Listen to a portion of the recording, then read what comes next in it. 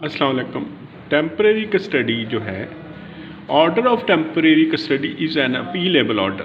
आज हमारा यही टॉपिक है।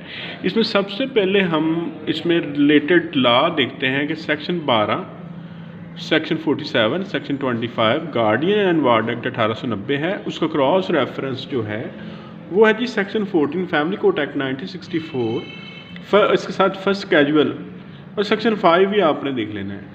अब क्रॉस रेफरेंस सीपीसी है 104 और ऑर्डर 43। सेक्शन 14(1) जो है family court act 1964 provides N appeal against a decision, यानी अपील जो है वो डिसीजन के खिलाफ जो हो सकती है।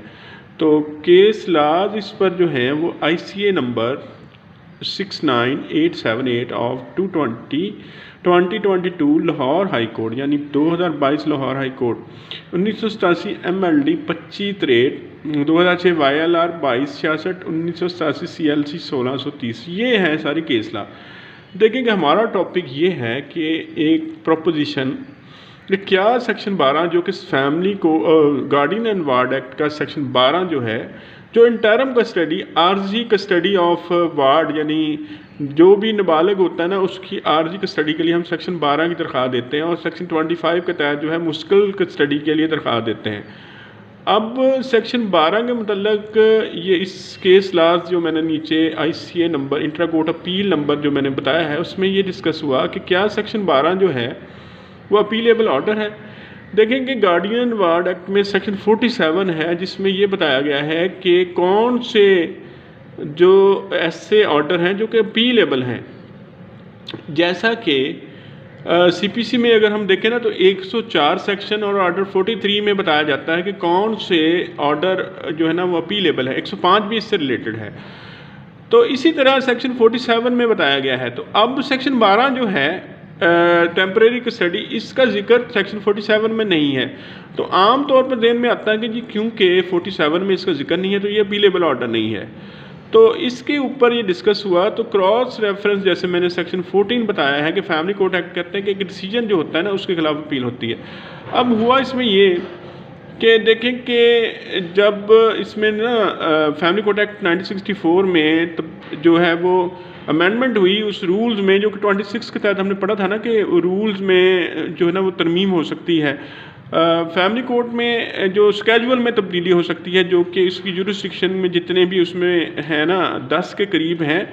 तो फर्स्ट कैजुअल में गार्डियनशिप भी शामिल कर ली गई कि फैमिली कोर्ट गार्डियनशिप की में भी जो है वो गार्डियनशिप के मैटर्स को भी फैमिली कोर्ट जो है वो उसमें जो है उसको डील कर सकती है, उसकी जुरिस्डिक्शन में आते हैं। तो ये देखें कि गार्डियन एंड वार्ड एक्ट 1890 का एक्ट है और फैमिली कोर्ट एक्ट 1964 ये 1964 का एक्ट है।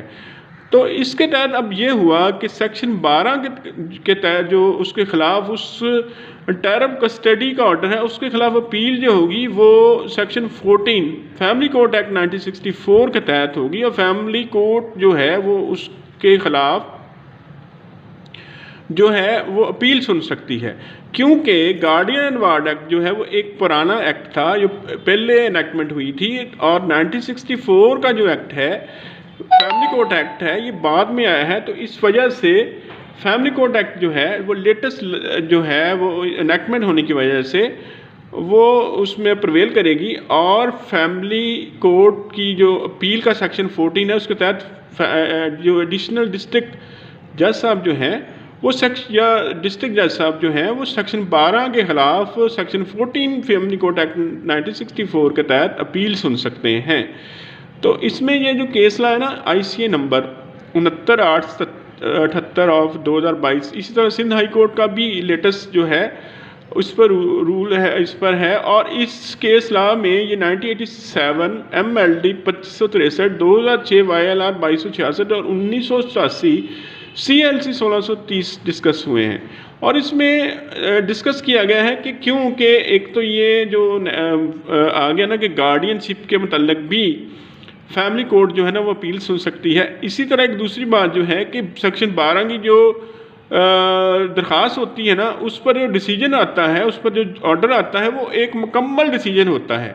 सेक्शन 12 के ऊपर फिर सुन लें कि सेक्शन 12 के ऊपर जो भी डिसीजन आएगा वो जो भी ऑर्डर आएगा वो एक मुकम्मल डिसीजन होगा, और जब भी मुकम्मल डिसीजन होगा, हमने ऊपर पढ़ा था, तो उसके खिलाफ यानी order of temporary custody is an appealable order because के फैमिली कोर्ट एक्ट जो है ये provide an appeal against a decision, a मुकम्मल जो एक फ़ैसला है ना उसके खिलाफ फैमिली कोर्ट एक्ट जो है उसके तहत अपील हो सकती है सेक्शन 14 सब सेक्शन 1 के तहत। तो आज हमारा ये लेक्चर था कि सेक्शन 12 जो है ये एक अपीलेबल ऑर्डर है और इसके खिलाफ अपील हो सकती है।